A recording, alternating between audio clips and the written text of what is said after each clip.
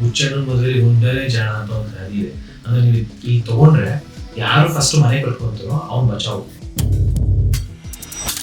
ಯಾರೆಲ್ಲ ಮಾಡಿಸ್ಕೋಬಹುದು, ಈ ಖಾತಾ ಅಂದ್ರೆ ಏನು, ಅದ್ರ ಜೊತೆಗೆ ಈ ನಲ್ಲಿ ಮತ್ತೆ ಎ ಖಾತಾ ಮತ್ತೆ ಬಿ ಖಾತಾ ಅಂತ ಇರುತ್ತೆ. ಇಲ್ಲಿ ಈ ಖಾತಾ ಅಂದ್ರೆ ಏನಪ್ಪಾ, ಮತ್ತೆ ಎ ಖಾತಾ ಅಂದ್ರೆ ಏನು, ಮತ್ತೆ ಬಿ ಖಾತಾ ಅಂದ್ರೆ ಏನು, 55% ಜಾಗವನ್ನು ಮಾತ್ರ ಸೈಟ್ ಗಳನ್ನಾಗಿ ಮಾಡ್ಬೇಕಾಗುತ್ತೆ.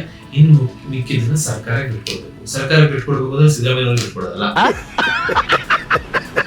ಹಾಯ್ ಹಲೋ ನಮಸ್ಕಾರ ಸ್ನೇಹಿತರೆ, ಹೇಗಿದ್ರೆ ಚೆನ್ನಾಗಿದ್ದೀರಾ ಅಂತ ಅನ್ಕೋತೀನಿ. ಈಗ ಎಲ್ಲಾ ಕಡೆ ನೀವು ಇಲ್ಲೇ ನೋಡಿದ್ರು ಈ ಖಾತಾ ಬಿಟ್ಟಿದಾರ ಅಂತ ಒಂದಿಷ್ಟು ಜನಗಳಿಗೆ ಗೊಂದಲ ಆಗ್ತಾ ಇದೆ. ಈ ಖಾತಾ ಯಾವಾಗ ಮಾಡಿಸ್ಬೇಕು ಅಂದ್ರೆ, ಈ ಖಾತಾ ಅಂದ್ರೆ ಒಂದು ರಿಜಿಸ್ಟರ್ಡ್ ಖಾತಾ, ಎಲೆಕ್ಟ್ರಾನಿಕ್ ಖಾತಾ. ಯಾರ್ಯಾರಿಗೆ ಕೊಡ್ತಾರೆ, ಈಗ ಪ್ರೆಸೆಂಟ್ಲಿ ಆಲ್ರೆಡಿ ರನ್ನಿಂಗ್ ಅಲ್ಲಿ ಇದೆ, ಕೆಲವರು ಹೋಗಿ ಮಾಡಿಸ್ಕೊತಾ ಇದ್ದಾರೆ. ಯಾರೆಲ್ಲ ಮಾಡಿಸ್ಕೋಬಹುದು, ಈ ಖಾತಾ ಅಂದ್ರೆ ಏನು, ಅದರ ಜೊತೆಗೆ ಈ ನಲ್ಲಿ ಮತ್ತೆ ಎ ಖಾತಾ ಮತ್ತೆ ಬಿ ಖಾತಾ ಅಂತ ಇರುತ್ತೆ.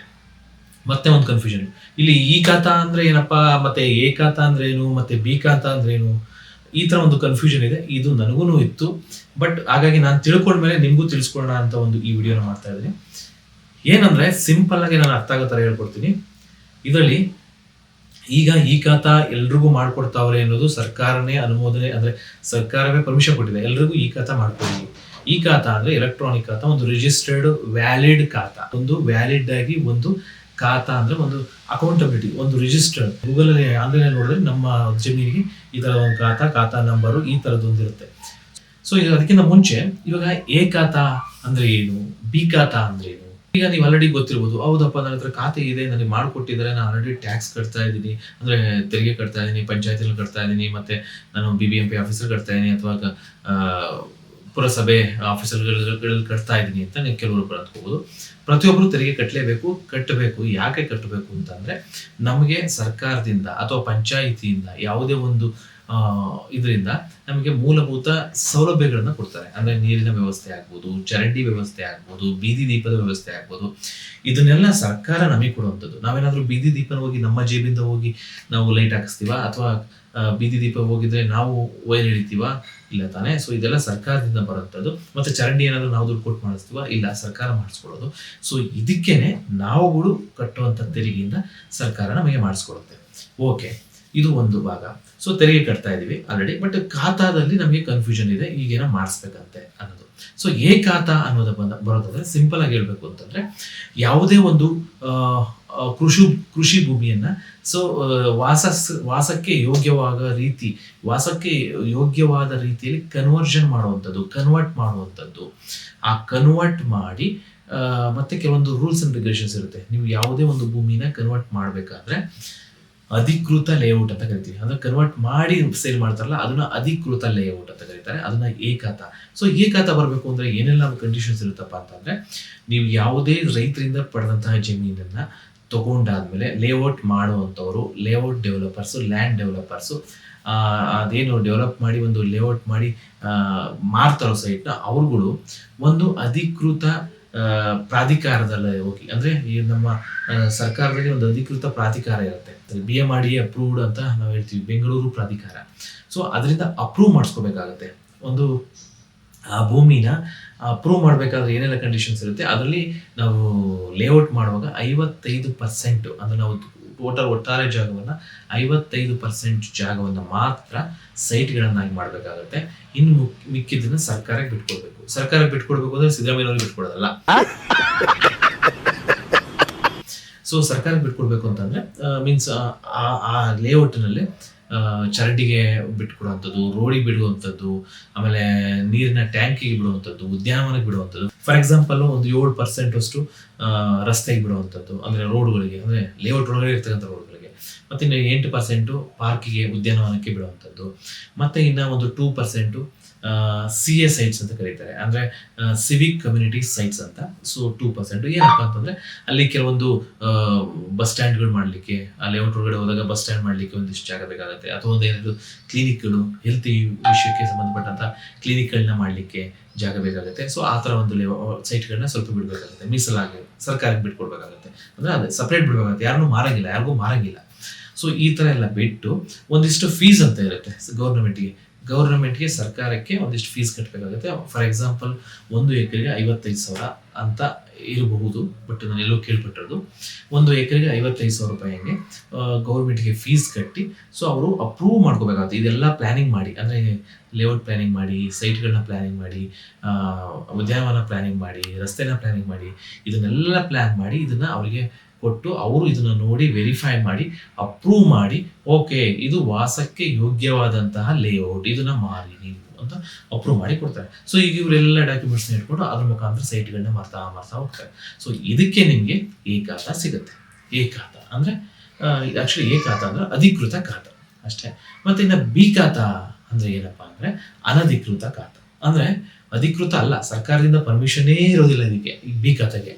ಇನ್ನು ಬಿ ಖಾತಾ ಯಾವ ಥರ ಅಂದರೆ ನೀವು ನೋಡ್ಬೋದು, ಮ್ಯಾಕ್ಸಿಮಮ್ಮು ನಮ್ಮ ಬೆಂಗಳೂರಿನಲ್ಲಾಗ್ಬೋದು, ಬೆಂಗಳೂರಿನ ಸುತ್ತಮುತ್ತಲ ಸರೌಂಡಿಂಗಲ್ಲಾಗ್ಬೋದು, ಅಥವಾ ನೀವು ಬೇರೆ ಡಿಸ್ಟಿಕ್ ಲೆವೆಲಲ್ಲಾಗ್ಬೋದು, ಯಾವುದೇ ಒಂದು ಸಿಟಿಲಲ್ಲಾಗ್ಬೋದು, ನೀವು ರೆವಿನ್ಯೂ ಸೈಟು ಒಂದಿಷ್ಟು ಹೊಲ ಇರುತ್ತೆ, ಒಂದಿಷ್ಟು ಜಮೀನು ಇರುತ್ತೆ, ಅದು ಕೃಷಿ ಮಾಡ್ತಾ ಇರ್ತಾರೆ.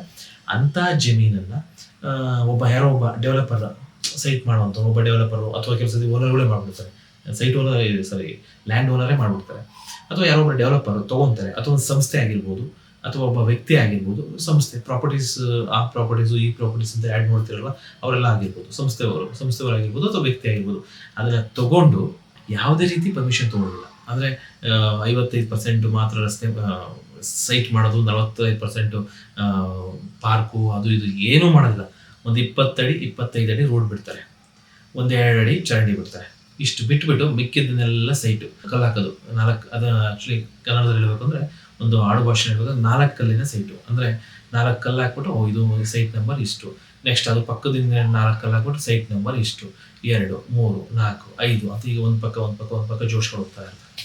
ಈ ಸೈಟಲ್ಲಿ ನೀವು ಜಾಗ ತೊಗೊಂಡ್ರೆ ಒಂಥರ ಹೆಂಗೆ ಅಂದರೆ, ಒಂಥರ ಹುಚ್ಚಣ್ಣನ ಮದುವೆಲಿ ಹುಂಡನೇ ಜಾಣ ಅಂತ ಒಂದು ಗಾದೆ ಇದೆ. ಅಂದರೆ ನೀವು ಇಲ್ಲಿ ತೊಗೊಂಡ್ರೆ ಯಾರು ಫಸ್ಟ್ ಮನೆ ಕಟ್ಕೊತಾರೋ ಅವ್ನು ಬಚಾವು.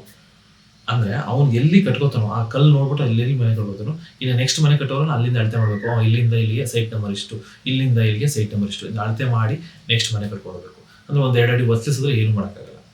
ಸೊ ಈ ಥರ ಒಂದು ಪರಿಸ್ಥಿತಿ. ಇದೊಂಥರ ಇದು ಅಷ್ಟು ಅಪ್ರೂವ್ ಇರೋದಿಲ್ಲ. ಈ ಸೈಟ್ ಇದು ಚರಂಡಿ ಈ ಥರ ಏನಿರಲ್ಲ, ಇದು ರೆವಿನ್ಯೂ ಸೈಟು.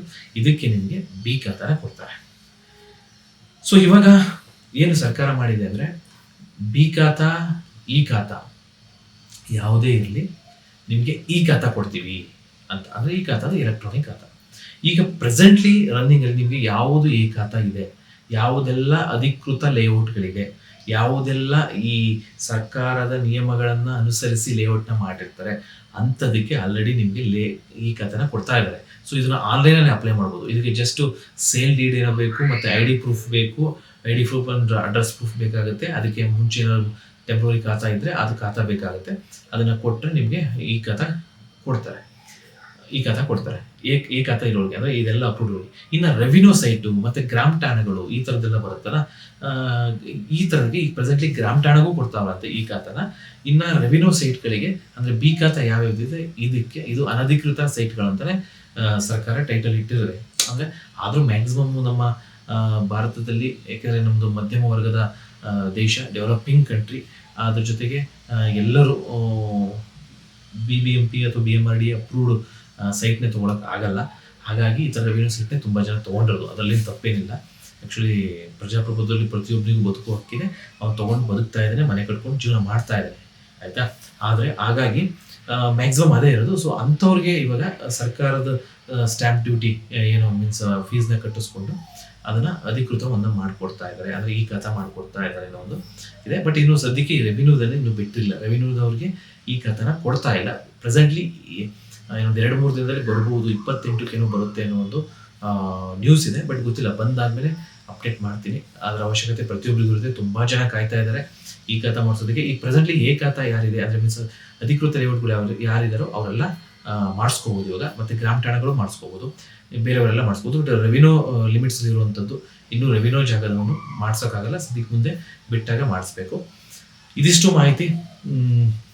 ಈ ವಿಷಯ ನಿಮ್ಗೆ ಇಷ್ಟ ಆಗಿರುತ್ತೆ ಅನ್ಕೋತೀನಿ. ಇದು ಸರಳವಾಗಿ ಹೇಳ್ಕೊಟ್ಟಿದ್ದೀನಿ, ಯಾಕಂದರೆ ನನಗೂ ಕನ್ಫ್ಯೂಷನ್ ಇತ್ತು. ಇದನ್ನು ನಾನು ತಿಳ್ಕೊಂಡು, ನಾನು ಸರಳವಾಗಿ ಅರ್ಥ ಮಾಡಿಕೊಂಡು ಇದನ್ನು ಸರಳವಾಗಿ ನಿಮ್ಗೆ ಹೇಳ್ಕೊಟ್ಟಿದ್ದೀನಿ. ಸೊ ಇದರಲ್ಲಿ ಇನ್ನೂ ಏನಾದರೂ ಈಗ ವೀಕ್ಷಕರು ಅಂದರೆ ಯಾರೆಲ್ಲ ನೋಡ್ತಾ ಇರ್ತೀರೋ, ಯಾರಿಗೆ ಇದು ಯೂಸ್ಫುಲ್ ಅನಿಸುತ್ತೋ ದಯವಿಟ್ಟು ಈ ವಿಡಿಯೋನ ಇನ್ನೊಬ್ಬರಿಗೆ ಶೇರ್ ಮಾಡಿ. ಇದೇ ಥರ ಯೂಸ್ಫುಲ್ ಕಂಟೆಂಟ್ನು ಮಾಡ್ತಾ ಇರ್ತೀನಿ. ಅದ್ರ ಜೊತೆ ಏನು ಅಪ್ಡೇಟೆಡ್ ನ್ಯೂಸ್ಗಳು ಇರುತ್ತೋ ಅದ್ರ ಜೊತೆ ಯೂಸ್ಫುಲ್ ಕಂಟೆಂಟ್ನು ಮಾಡ್ತಾ ಇರ್ತೀನಿ. ಮತ್ತು ಇದಕ್ಕಿಂತ ಪರಿಣಿತರು ಇರ್ಬೋದು ನೀವು ವೀಕ್ಷಕರಲ್ಲಿ, ನನಗಿಂತ ಹೆಚ್ಚು ನಾಲೆಡ್ಜ್ ಇದ್ದರೆ ತಿಳಿಸ್ಕೊಡಿ, ಖಂಡಿತ ತಿಳ್ಕೊಳ್ಳೋಣ. ನಾನೇನು ಮಾಸ್ಟರ್ ಅಂತ ಹೇಳ್ತಿಲ್ಲ ಇಲ್ಲಿ. ನನಗೆ ಗೊತ್ತಿರ್ತಕ್ಕಂಥ ಮಾಹಿತಿನ ಇಷ್ಟು ದಿನ ಗೊತ್ತಿಲ್ಲದೆ ಅಂಥವ್ರಿಗೆ ಸ್ವಲ್ಪ ಸರಳವಾಗಿ ಹೇಳ್ಕೊಟ್ಟಿದ್ದೀನಿ. ಇದೇ ಥರ ಕಂಟೆಂಟ್ ಮಾಡ್ತಾ ಇರ್ತೀನಿ. ನಮ್ಮ ಚಾನಲ್ನ ಸಬ್ಸ್ಕ್ರೈಬ್ ಮಾಡೋದನ್ನ ಮರಿಬೇಡಿ ದಯವಿಟ್ಟು. ಅದ್ರ ಜೊತೆಗೆ ಯಾರೆಲ್ಲ ಸಬ್ಸ್ಕ್ರೈಬ್ ಮಾಡಿದ್ರು ಸಬ್ಸ್ಕ್ರೈಬ್ ಮಾಡ್ಕೊಳ್ಳಿ. ಈ ವಿಡಿಯೋನ ಲೈಕ್ ಮಾಡಿ, ಶೇರ್ ಮಾಡಿ ಅಂತ ಹೇಳ್ತಾ ವಿಡಿಯೋಗೆ ಮುಗಿಸ್ತಾ ಇದ್ದೀನಿ.